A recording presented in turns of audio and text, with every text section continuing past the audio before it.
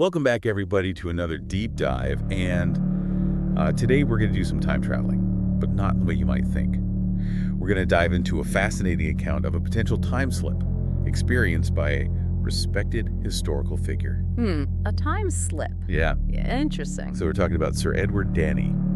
You might already know him, 19th century explorer, author, member of the Northwest Mounted Police, known for his incredibly detailed records of Canada's wilderness and the indigenous peoples he encountered. Yeah, I've read some of his work. What's fascinating is that Danny wasn't someone who made things up. Right. You know, his meticulous descriptions of the Canadian Rockies, that's where this incident takes place, they're still considered some of the most accurate we have. Right, he's a credible source. Exactly. So that really adds weight to this story. Yeah, for sure. Okay, so we have this respected figure, a man known for his very sharp observations. And buried in his writings is this bizarre tale that he swore was true, even when other people scoffed at him. It's like finding a hidden chapter in a history book, right? Precisely. Yeah. And that's what makes this so compelling. It's a puzzle within a puzzle. Absolutely. So let's set the scene for our listeners. It's the summer of 1875, and Danny is on an expedition in the Canadian Rockies. Picture this: abundant wildlife, pristine rivers teeming with fish, and the imposing Rocky Mountains as a backdrop.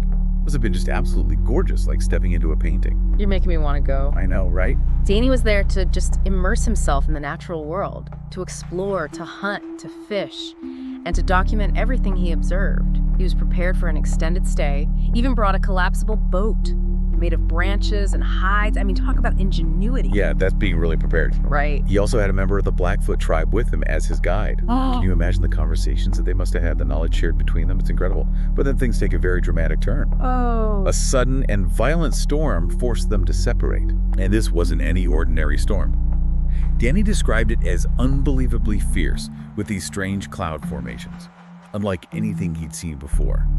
And the thunder and lightning were deafening. It must have been so awe-inspiring and terrifying at the same time. Can you imagine being out there? I could only imagine. So imagine you're there with Danny, right? This epic storm rolls in, and while his companion chooses to head back to base camp, he decides to wait it out. He was confident in his skills and figured he could navigate the river in his makeshift boat once the weather cleared. It was a bold move, but he was an experienced explorer. It certainly shows his self-reliance, right? Yeah, absolutely. Faith in his own abilities. But as the storm raged, Dan had started hearing something peculiar. Drumming and chanting coming from the nearby forest. It sounded distinctly like indigenous music. Okay, now this is where the story takes a turn towards the unexplained. You're telling me, driven by curiosity and maybe seeking shelter, Danny ventured out and stumbled upon an encampment of about 40 tents. And he saw indigenous people going about their daily activities as if the storm wasn't even happening. Wow, that's a crazy picture. A bustling encampment in the middle of a raging storm. Like it was in its own little bubble of reality. It's an unusual scenario. Right, and it gets even stranger. Riders passed him by in a blur, kicking up dust. Even though it was pouring rain, they seemed completely oblivious to him, as if he was a ghost. It's like he wasn't even there. These impossible details are what make Danny's account so baffling. It just defies our logical understanding of how the world works. You got that right. Then as Danny approached the camp, something flashed before his eyes, knocking him to the ground. Oh, wow. This subtle flash, coupled with all the other strange occurrences, it just adds an almost surreal quality to the experience. It's like something out of a science fiction story. Yeah. When he regained his senses, the camp was gone. Vanished without a trace.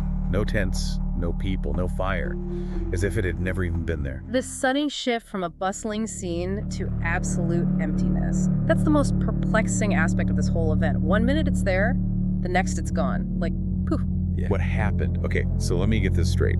We have Danny caught in this wild storm, hears drumming and chanting, finds an encampment that seems immune to the downpour, sees impossible things, gets knocked down by this mysterious flash of light, and then poof, the whole camp just disappears. It's like something out of a dream. Yeah, that's the essence of his account. And these impossible elements are what have made the story a source of debate for years. Oh, I bet I can only imagine what was going through Danny's mind at that moment. He must have been terrified. Oh, yeah. And utterly confused. Oh, absolutely. Fear, confusion, disorientation, alone in the middle of this intense storm, having just witnessed something that just defies all logic. Right, his reaction was pretty understandable. Then he ran. but in that kind of weather. He ran through the storm, back towards his base camp, pushing himself until he was completely exhausted. Wow, so we're talking like a 15-mile run through rough terrain in a single night. That's more than just a casual jog. That's a testament to the sheer adrenaline and fear he must have been feeling. Absolutely. This event, no doubt, took a massive physical and psychological toll on him. So he eventually makes it back to base camp. Exhausted, probably soaked to the bone. Did he tell anyone about what he saw? He did. He reported his experience to his superiors, hoping they might understand or even share his disbelief. But instead of the support he might have expected, he was met with ridicule. They accused him of being drunk or hallucinating. That's harsh. You'd think his reputation for accuracy and his position would, earn him a little more respect and the benefit of the doubt. You would think so. But this speaks to how deeply unsettling and challenging it is, right? To encounter something that just shatters our understanding of reality. Even for someone as respected as Danny, the reaction was skepticism. Wow, so what did Danny do? Did he just give up and let it go? Not a chance. Frustrated by the lack of understanding from his fellow officers, he turned to his Blackfoot contacts. He needed to know if anyone else had witnessed something similar, if there was any explanation within their knowledge system for what he saw. That makes sense that he would seek out a different perspective, a different way of understanding the world after being dismissed by his own people. Exactly. He took him back to the site of the vanished encampment, hoping to find some evidence, anything to back up his story. Did they find anything? What they found were faint traces of a very old encampment. Stone rings overgrown with grass, almost swallowed by the wilderness. It was a subtle hint of past activity, but not the kind of evidence that would prove the existence of the large camp he described. So no sign of the tents, the bustling activity of the fire, just these ancient traces. That's right. However, the Blackfoot warriors offered an explanation. They told him that this was the site of a battle years ago where the Blackfoot had defeated a rival Cree tribe. Interesting, but how does that explain what Danny saw? Are they implying that he somehow saw a ghostly reenactment of this battle? It's not stated explicitly, but it's certainly a possible interpretation. We're dealing with two different cultures here, each with its own way of understanding the world and the unseen forces that might be at play. That's a good point. So did Danny buy into the Blackfoot explanation? Did he accept that he might have misinterpreted what he saw? That's the most intriguing part of the story. Despite the lack of clear physical evidence, the skepticism of his peers, and the alternative explanation offered by the Blackfoot Danny maintained to his dying day that what he saw was real. He never wavered in his conviction. That's incredible. To hold on to that belief so strongly in the face of so much doubt makes you wonder what he really experienced that night. What could possibly explain such a thing? It really does make you wonder. Well, this is where things get interesting. We have to consider all the possibilities, ranging from the more grounded and scientific to the more paranormal and speculative. All right, let's dive into those possibilities. What could explain this event? Let's start with one of the more grounded possibilities, hallucinations. Okay, that seems like a reasonable place to start. So what do we know about hallucinations? Well, we know that extreme conditions can play tricks on the mind. Being alone in the wilderness, facing a violent storm, like the one Danny described, it could definitely take a toll on someone's mental state. That makes sense. But could a hallucination be that detailed and realistic? It's certainly possible. Our brains are capable of conjuring up incredibly complex and convincing imagery, especially when under stress or in altered states of consciousness. Interesting. So that's one possibility. What else could be at play? We also have to consider the possibility that Danny misperceived or misinterpreted what he saw. Perhaps the storm distorted his senses, making ordinary events seem extraordinary. So maybe the drumming and chanting were just the wind howling through the trees, or maybe there was a natural explanation for the flash that knocked him down, like a close lightning strike. Exactly. We have to be open to the idea that there might be a rational, straightforward explanation that we're just not seeing because we weren't there. Okay, so we have hallucinations and misinterpretations. Any other possibilities we need to consider? Well, this is where we venture into more speculative territory. The idea of a time slip, a temporary displacement in time. Okay, now we're talking, this is where things get really mind-bending. So are you saying Danny might have actually witnessed a scene from the past? That's the theory, yes. It suggests that under certain conditions, perhaps triggered by unusual atmospheric events, or even specific locations, a window into the past might open, allowing someone to briefly glimpse a different point in time. Whoa, that's a lot to process. And if that's true, what does it mean for our understanding of time? Does it suggest that the past isn't really gone? That it's still accessible in some way? Those are the big questions that this theory raises, and that's why it's so fascinating.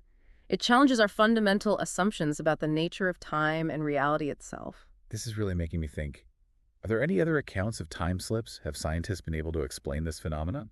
Well, there have been other anecdotal accounts of time slips throughout history, often associated with specific locations or unusual weather events. As for a scientific explanation, the idea of time slips as we understand them falls outside of our current scientific models. Mainstream physics doesn't offer a framework for how such a thing might occur. So it's still very much a mystery, a puzzle we're trying to piece together with limited information. Okay, so we have hallucinations, misinterpretations, and time slips. What about the Blackfoot Warriors' explanation? Could there be some truth to their story about the battle? That's worth exploring as well. Some people believe that certain locations can hold on to the energy of past events, particularly those involving intense emotions like violence or trauma. So are we suggesting that maybe Denny somehow tapped into some kind of residual energy from that battle? A psychic echo or something like that? It's a possibility, although a very speculative one. It would suggest that certain individuals might be sensitive to these energies, and perhaps the storm amplified them, creating this vivid experience for Danny. That's a fascinating thought. It's like the saying, if these walls could talk. But in this case, it's the land itself holding on to these echoes of the past. And maybe under the right circumstances, those echoes can become perceptible to certain individuals. That's one way to look at it. It's a fringe theory, but it's interesting to consider within the context of this case. So we have a lot of possibilities to consider, from the more grounded and scientific to the more paranormal and speculative. It's a lot to take in. It is, and I think it's important to remember that we might never know for sure what happened to Danny that night. We're dealing with a historical account, limited evidence, and the possibility of subjective interpretation. It's like trying to solve a puzzle with some of the pieces missing. So how do we as critical thinkers approach a case like this? How do we weigh the different possibilities without jumping to conclusions? That's a great question. I think the key is to remain open-minded, but also skeptical. We should explore all the possibilities, consider all the angles, but we shouldn't automatically assume that the most outlandish explanation is the most likely. So we apply Occam's razor, the idea that the simplest explanation is usually the best. To a certain extent, yes. But we also have to remember that even the simplest explanation might not be the correct one. We have to be willing to hold multiple possibilities in mind at the same time. So where does that leave us with Danny's story? It leaves us with a fascinating mystery, a glimpse into the unknown. We can examine the facts, we can consider the possibilities, but ultimately we have to acknowledge that there might not be a definitive answer. And maybe that's okay. Sometimes the mystery is part of what makes a story so compelling.